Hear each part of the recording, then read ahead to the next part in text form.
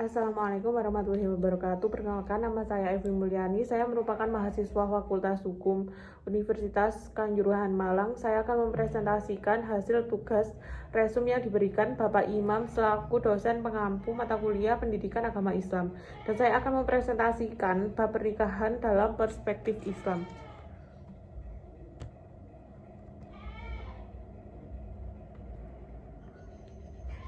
Yang pertama, pengertian pernikahan. Agama Islam memang memandang pernikahan merupakan perjanjian yang sakral, bermakna ibadah pada Allah, mengikuti sunnah Rasul, dan dilakukan dengan atas dasar keikhlasan, tanggung jawab, dan mengikuti ketentuan-ketentuan hukum yang harus dilakukan. Dalam Undang-Undang Republik Indonesia Nomor 1 Tahun 1974 tentang Perkawinan Bab 1 Pasal 1, pernikahan adalah ikatan lahir batin antara seorang pria dan wanita sebagai suami dan istri dengan tujuan membangun keluarga yang bahagia dan kekal berdasarkan ketentuan Tuhan Yang Maha Esa. 2. Pengertian pernikahan menurut ahli ulama. 1. Imam Maliki, pernikahan adalah sebuah akad yang dapat mengubah hubungan seksual seorang perempuan yang bukan mahram budak majusi menjadi hubungan seksual yang halal dan sihat. 2. Imam Hanafi, pernikahan adalah seorang mendapat hak untuk melakukan hubungan biologis seksual dengan seorang perempuan. Dalam hal ini, seorang perempuan itu merupakan perempuan dengan hukum tidak ada halangan sesuai dengan syar'i untuk dinikahi.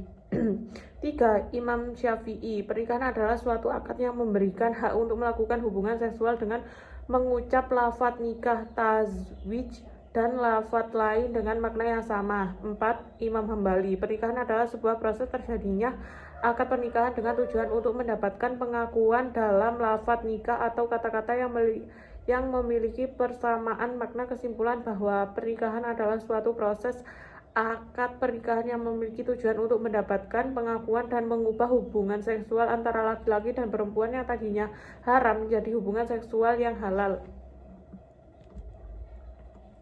Selanjutnya, hukum pernikahan atau perkawinan dalam Islam. Yang pertama, wajib nikah. Hukum menikah menurut Islam. Wajib menikah. Kewajiban nikah diperuntukkan bagi orang yang memiliki kemampuan untuk menikah dan punya keinginan kuat untuk menyalurkan gairah seksual tidak ditahan-tahan lagi, sehingga dikhawatirkan akan terjerumus ke dalam kemaksiatan. Kemampuan menikah maksudnya mampu untuk memberikan nafkah yang terdiri dari mahar, sandang, pangan, dan papan. Yang kedua, sunnah menikah. Hukum menikah yang kedua adalah sunnah. Kesunahan nikah diperuntukkan bagi orang yang memiliki kemampuan untuk menikah, mau dan punya keinginan untuk menyalurkan gairah seksual, namun tidak sampai pada taraf dikhawatirkan akan terjerumus ke dalam kemaksiatan. Yang ketiga, lebih baik ditinggalkan.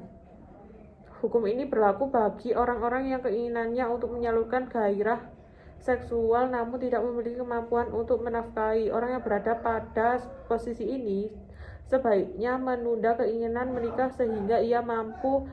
Adapun gairah seksualnya bisa dikurangi dengan berpuasa atau berolahraga dengan rutin. Yang keempat, makruh menikah. Hukum ini berlaku bagi seorang yang memang tidak menginginkan nikah, entah karena perwatakan demikian ataupun karena suatu penyakit. Pada saat yang sama, ia juga tidak memiliki kemampuan untuk menafkahi istri dan keluarganya. Yang kelima, haram menikah. Keharaman menikah berlaku bagi orang yang menikah dengan tujuan menyakiti atau tujuan lain yang melanggar ketentuan agama. Selanjutnya, tujuan pernikahan dalam Islam. Yang pertama, melaksanakan perintah Allah Subhanahu wa Ta'ala. Dalam Islam, tujuan pertama atau tujuan utama dari pernikahan adalah melaksanakan perintah Allah Subhanahu wa Ta'ala. Yang kedua, melaksanakan sunnah Rasul. Selain melaksanakan perintah Allah, tujuan menikah berikutnya adalah melaksanakan sunnah Rasul. Dengan melaksanakan sunnah Rasul, maka seorang hamba dapat terhindar dari perbuatan zina. Yang tiga, mencegah dari perbuatan zina. Seperti yang sudah diketahui oleh banyak orang bahwa dengan menikah berarti sama halnya menjaga kehormatan diri sendiri sehingga kita bisa untuk tidak melaksanakan hal-hal yang dilarang agama Islam. Yang keempat yaitu menyempurnakan separuh agama. Menyempurnakan separuh agama, terlaksananya pernikahan berarti sama halnya dengan menyempurnakan separuh agama Islam. Dengan kata lain, menikah bisa menambah pahala seorang hamba. Yang kelima, mendapatkan keturunan. Setiap umat muslim yang melakukan pernikahan seperti memiliki tujuan untuk memiliki keturunan dengan harapan dapat menjadi penerus keluarga. Yang keenam, membangun keluarga yang bahagia. Tujuan utama menikah lainnya adalah membangun keluarga yang bahagia sehingga bisa hidup bersama dengan menua bersama hingga menghembuskan nafas terakhir. Selanjutnya, syarat sah pernikahan dalam Islam. Dalam Islam, syarat sah pernikahan terdiri dari beberapa hal, diantaranya 1. Calon pengantin beragama Islam. Syarat sah pernikahan pertama adalah calon pengantin baik perempuan atau laki-laki harus beragama Islam. Jika salah satu tidak beragama Islam, maka pernikahan itu tidak sah. Yang kedua, mengetahui wali akad bagi perempuan. Wali akad dalam proses pernikahan ini harus ada karena jika tidak ada, berarti pernikahan menjadi tidak sah. Wali akad nikah tidak boleh seorang perempuan atau harus seorang laki-laki. Yang ketiga, bukan mahram. Pernikahan akan dinyatakan tidak sah jika kedua mempelai merupakan mahram. Dengan kata lain, pernikahan dapat dilakukan dengan bukan mahram. Para ulama melarang jika seorang melaksanakan ibadah haji. Yang keempat, sedang tidak melakukan ibadah haji atau ikram. Para ulama melarang jika seorang melaksanakan ibadah haji atau ihram untuk melaksanakan pernikahan. Yang kelima, dilarang atas dasar cinta atau tidak paksaan. Terjadinya pernikahan harus didasari atas dasar cinta, bukan atas dasar paksaan. Apabila pernikahan terjadi karena adanya paksaan, maka pernikahan itu bisa dinyatakan tidak sah. Selanjutnya, rukun nikah dalam Islam. Dalam Islam, rukun pernikahan terdiri dari 5, yaitu yang pertama adanya calon pengantin. Calon pengantin harus terdiri dari laki-laki perempuan yang bukan mahramnya dan calon pengantin perempuan tidak berhalangan secara syar'i untuk menikah. Yang kedua, adanya wali. Bagi calon pengantin perempuan harus dihadiri oleh wali atau wali hakim. Yang ketiga, dihadiri minimal 2 orang saksi. Ketika pernikahan berlangsung harus ada 2 orang saksi yang adil dan memenuhi syarat sebagai saksi. Yang keempat, mengucapkan ijab. Ketika pernikahan berlangsung harus ada 2 orang saksi. Yang keempat, diucapkan ijab. Ijab diucapkan oleh wali dari calon pengantin perempuan atau yang menjadi walinya. Yang kelima, mengucapkan qabul dan dari pengantin laki-laki. Calon pengantin laki-laki mengucapkan qabul di depan saksi dan wali dengan penuh keyakinan. Jenis pernikahan yang dilarang dalam Islam. Yang pertama, nikah asisigar. Maksudnya adalah pernikahan yang terjadi bila wali menikahkan gadis yang diurusnya pada seorang pria dengan syarat dia menikah pula dengan gadis yang diurusnya.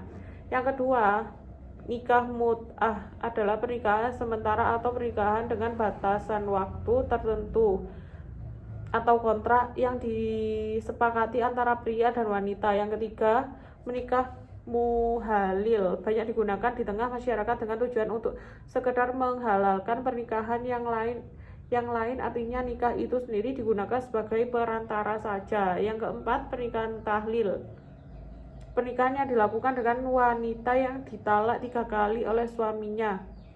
Yang kelima, menikahi wanita yang masa iddah. Islam melarang seorang pria menikahi seorang wanita yang baru saja ditinggal oleh suami, baik cerai ataupun meninggal dunia.